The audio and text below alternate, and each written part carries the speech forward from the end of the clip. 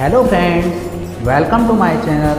I am your host Mayank Kala. We will discuss about to explain idea why export are the way forward for the Indian economy. जो आपको पता ही है कि world के अंदर अभी भी कोरोना वायरस चल रहा है और इससे बहुत लोगों की डेथ भी हो चुकी है और इसके केस आपको पता ही है कितना है ये स्प्रेड हो रहा है। तो हमारे लिए सबसे कंसर्न की बात यह है कि जो हमारी इंडिया है उसको जो अर्थव्यवस्था है वैसे ही उसकी जो जीडीपी है वो नेगेटिव है। तो हमने इसमें एक डिबेट करना चाह रहे हैं कि हम अपने जो एक्सपोर्ट है उसको फॉरवर्ड कैसे करें, अपने इंडियन इकोनॉमी को बूस्ट अप कैसे करें। तो हम क्या कर सकते हैं कि जिससे हमारी अर्थव्यवस्था आगे जाए। सबसे पहले हमको निर्यात करना पड़ेगा, निर्यात मतलब एक्सपोर्ट करना पड़ेगा जिससे भारतीय अर्थव्यवस्था आगे का रास्ता अपना सके। यही हमारा टॉपिक है, हम इसी पे बात करेंगे और डिटेल एनालिसिस के साथ बात करेंगे। तो डिटेल एनालिसिस से बात करने से पहले यदि आप मेरे टेलीग्राम चैनल ज्वाइन नहीं किया है तो टेलीग्राम चैनल का लिंक मैं आपको डिस्क्रिप्शन में दे दूंगा, तो ज्वाइन कीजिएगा जिससे मेरी जो वीडियो है वो आपको नोटिफिकेशन ना मिले तभी भी आपको मिल सके। ठीक है, पहले आइकन दबाइए, प्रेस कीजिएगा जिससे मेरी आने वाली वीडियो का नोटिफिकेशन आपको मिल सके। ठीक है, तो हम स्टार्ट करते हैं कि जो निर्यात है वो भारतीय अर्थव्यवस्था को कैसे आगे ले जा सकती है। अगर भारत तेज़ी से बढ़ना चाहता है तो निर्यात महत्वपूर्ण रूप से रेखांकित किया गया है। वर्तमान में भारत एक जीवंत बहस चल रही है कि जो आपको पता है कि कोरोना वायरस के कोविड-19 के केस आ रहे हैं जिससे हमारी स्थायी सीमा को क्षति हो रही है। हमारी नीति प्रकृति के लिए बारे में जो जल्द हमारे ऊपर और महत्वपूर्ण बहस होगी कि हमारी इंडियन इकोनॉमी को कैसे बूस्टअप किया जा सकता है। मैं इसमें आपको सजेशन भी बताऊंगा और इंडिया के जो कंसर्न हैं आपकी इंडियन इकोनॉमी के रूप में तो उसको कैसे हम अपनी इकोनॉमी को डेवलप किया जा सकते हैं। मैं इस वीडियो में आपको बता रहा हूँ कि जो आपकी पब्लिक सेक्टर के जो क्षेत्र हैं उसको जो आपकी डेथ है वो माउंटेन की और कन्फर्टिंग के साथ बढ़ रही है। आपको पता है कि हमारे जितने भी बैंक हैं, लक्ष्मी बैंक आपकी सिंगापुर बैंक के साथ टाइप हो रही है, मर्ज हो रही है। हमारी बैंकों की हालत बहुत बुरी है, हम उसके डेट ट्रैप बढ़ रहे हैं। जो आपके डिपॉजिट कर रखा है, जो हमारे कस्टमर ने जो मनी डिपॉजिट किया है बैंकों में वो भी वापस नहीं आ रहा है। हम कैसे उस मनी को अलग अलग खातों में या अलग अलग, यदि आपको पता ही है यदि कोई बैंक करप्ट हो जाता है या दिवालिया हो जाता है तो आपको 5 से 6 लाख रुपए ही मिल सकते हैं। यदि आपने करोड़ रुपए रखे भी होंगे बैंक में तो आपको पता है, मैं आपको सजेशन देना चाहता हूँ कि आप क्या कर सकते हो, अदर बैंकों में अपने खाते खुलवाए जिससे 5-6 लाख रुपए एडल्स आपके हर बैंक में हो जाए। ये आपके लिए बहुत इंपॉर्टेंट है। हाँ, ये जो बिजनेसमैन मेरी वीडियो को देख रहे हैं या उनमें व्यापारी देख रहे हैं वो भी इस चीज़ को कर सकते हो जिससे अगले दिन आपको पता है कि बैंकों की हालत बहुत बुरे हाल हो चुकी है। ये सुधारने में बहुत टाइम लगेगा।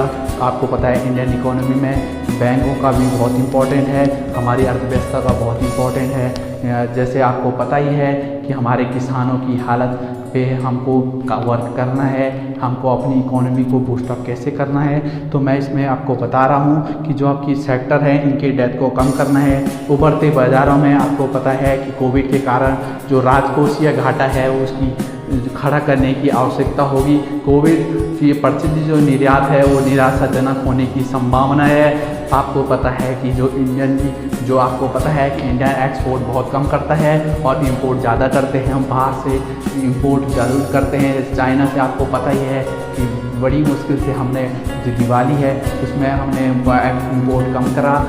तो इंपोर्ट कम करने के कारण जो हमारा इंपोर्ट डाटा हुआ वो कम हुआ। ये हमारे लिए बहुत अच्छी की बात है। सबसे पहले अपने जितने भी घरेलू व्यवसाय हैं या उनको सपोर्ट कीजिएगा जैसे आप कर सकते हो जिससे हमारी इकोनॉमी बूस्टअप हो, हर किसी को रोज़गार मिले।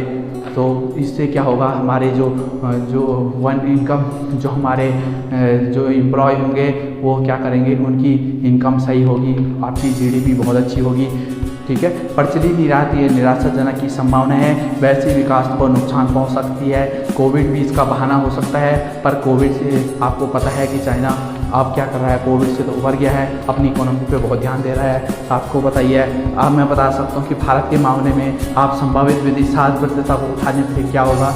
यदि आप इकोनॉमी को अच्छा करना चाहते हैं या GDP को आपको प्रतिशत में बढ़ाना है तो आपको रिफॉर्म करने होंगे, टेक्नोलॉजी के रूप में आपको रिफॉर्म करने होंगे, जिससे आपको ये गवर्नमेंट के लिए भी सलाह है कि अपनी टेक्नोलॉजी को बूस्टअप कीजिएगा, एम्प्लॉय जनरेशन कीजिएगा, आने वाली टेक्नोलॉजी डेवलप कीजिएगा, जिससे आपको रिफॉर्म सीक्वेंसी का रिफॉर्म जो डिपेंड करता है क्रिटिकली ग्रोथ ऑफ द, इसके बजाय सुधार को पसंद करना है, अनुकरण करना है, और विकास दर्शन को निर्भर करता है कि हमारी जो इकोनॉमी है, हम किसानों की हालत कैसे कर रहे हैं, हमारे एम्प्लॉयमेंट जनरेशन कैसा है, हम कितना रोज़गार जनरेट कर रहे हैं, हमारी जो टेक्नोलॉजी है, मैं इसमें बताऊंगा कि आपको टेक्नोलॉजी बूस्टअप कैसे करनी है। टेक्नोलॉजी को आपकी ऑटोमेशन हो जाती है तो आपको पता ही है कि कितने हम प्रोडक्ट या मैन्युफैक्चरिंग कर सकते हैं। आप देख सकते हो अदर कंट्री में कुछ हम अपने लिए कितना डेवलप कर रहे हैं। अपने जो टेक्नोलॉजी है वो विश्वास के साथ आपको पता है कि मोहक हो गई है कि भारत के आकार को आयात प्रतिस्थापन के लिए उपजाऊ ज़मीन हमने प्रदान कर दी है कि हम इंपोर्ट ड्यूटी ज़्यादा कर रहे हैं, हम लोगों को ज़्यादा भूमि दे रहे हैं, ये आप समझ सकते हो। एक्सपोर्ट कम कर रहे हैं, जो आवश्यकता को रेखांकित करने के लिए सबसे महत्वपूर्ण है। दरअसल कोई गलती यदि बाजार में एक्सपोर्ट और निवेश के लिए सियासी जुड़वा पर भरोसा किए बिना किसी के भी समय के लिए 7 to 8% वृद्धि को बनाए रखने के लिए सक्षम नहीं रहा है। आपको पता ही है कि जो हमारी इंपोर्ट है, हम इंपोर्ट ज़्यादा कर रहे हैं, एक्सपोर्ट हम कम करते हैं। तो 7 to 8% की हमारी GDP रहती है, वो भी सक्षम नहीं है कि हम क्या कर सकें, अपनी GDP को करें मजबूत करने के लिए। हमारा निराशापूर्वक रहा है, हमने अपने अंतर्निहित अपने प्रोडक्ट को ग्लोबल लेवल पर नहीं पहुंचा है, जिससे हम लोग क्या पुनः दावा कर रहे हैं ग्लोबल मर्चेंडाइज निर्यातक 2017 में लगभग $18 ट्रिलियन, 6 गुना से अधिक भारत का सकल उत्पाद था। और जो भारत का सकल घरेलू उत्पाद था, इसमें भारत का साथ 1.7% था, जबकि चाइना 12.8% का निर्यात करता है। समझ लीजिएगा चाइना कितना निर्यात कर रहा है, चाइना कितना एक्सपोर्ट करता है और कंट्रियों को हम क्यों नहीं कर सकते हैं, क्योंकि हम अपने जो एम्प्लॉयमेंट है उनसे तो GST ले रहे हैं, पर GST ले रहे हैं पर उनसे जो उनको जो कंपनसेशन चाहिए, उनके जो बिजनेस में जो ऑटोमेशन चाहिए। आपको पता है कि इंडिया के अंदर रिसर्च में एक 3 to 4% होता है। आपको पता है कि जो अमेरिका है उनमें रिसर्च में कितना पैसा होता है। यहाँ पे आपको पता है कि राष्ट्रपति की सैलरी भी 5 लाख या 6 लाख रहती है, जब एक साइंटिस्ट की सैलरी भी 6 लाख होती है। तो डिपेंड क्या करता है, डिपेंड करता है कि उसके वर्क के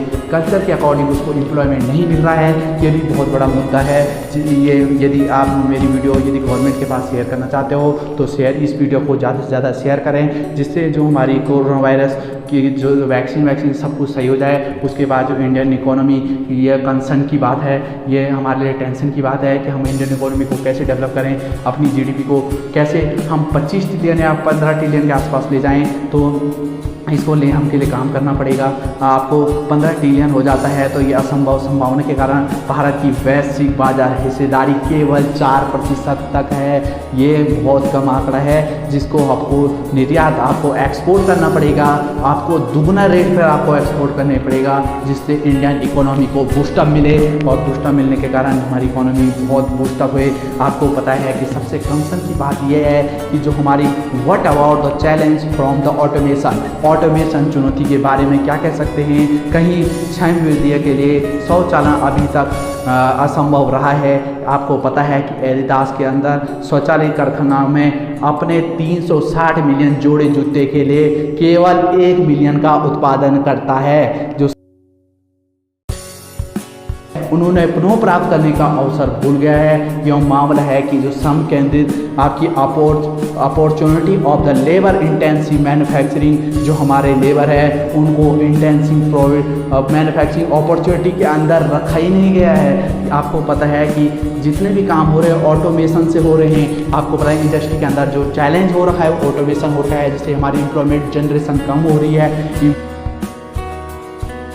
जिससे क्या हो रहा है, हमारे जो लेबर है, लेबर कॉस्ट जीरो हो रही है, और जो हमारे ऑटोमेशन है, तो जितनी टेक्नोलॉजी आएगी उतनी नौकरियां हमारी जा रही है। इस पे भी हमको ध्यान देना पड़ेगा कि और हम क्या टेक्नोलॉजी जितनी जा रही है उसको कैसे हम उसको रिकवर करें और कैसे हम उस पर न्यूज़ जनरेट जॉब किया जाए ऑटोमेशन के थ्रू। तो गवर्नमेंट को सबसे पहले मैं सजेशन दूंगा कि अपने इंडस्ट्री के अंदर आपने ऑटोमेशन कीजिएगा, जिससे जितनी जो नौकरियां जा रही है, ऐसा भी नहीं है कि सब नौकरियां जाएगी, तो कुछ नौकरियां आएगी भी, पर उस पर आपको टेक्नोलॉजी पर ऑटोमेशन करना होगा।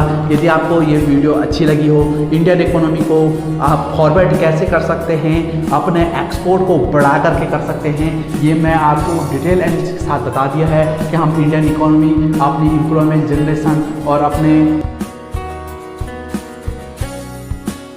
किसानों की हालत, ये और हमारे जो युवा हैं वो भी ऑटोमेशन की तरफ ध्यान दें।